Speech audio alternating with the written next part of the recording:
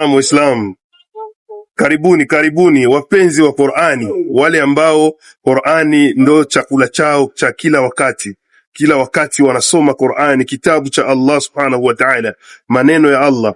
Njooni, kuna swali hapa, na yule ambaye atakayeweza atapewa zawadi inshallah.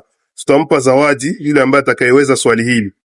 Ni aya gani katika Qur'ani ambayo ukiisoma kuanzia mwanzo kwenda mwisho inasomeka na inabaki na maana yake hivyo hivyo katika Kiarabu na hivyo hivyo katika Kiswahili, na ukiisoma kuanzia mwisho wake wa aya unakuja mwanzo wa aya kinyume, yani inabaki hivyo hivyo na maana yake katika Kiarabu, hivyo hivyo na maana yake katika Kiswahili?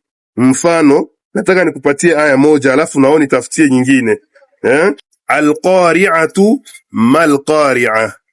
Ukianzia kumwanzo inasoma al-qari'atu mal-qari'a, na ukienda kumwisho inamalizika na al-qari'a, unaanza al-qari'a hapa katikati ma, kisha kumwanzo al-qari'a, inarudia hivyo hivyo maana yake. Kama naona jua aya zingine tuandikie kwenye comment inshallah. Tunakusubiri na zawadi yako ipo nono kabisa.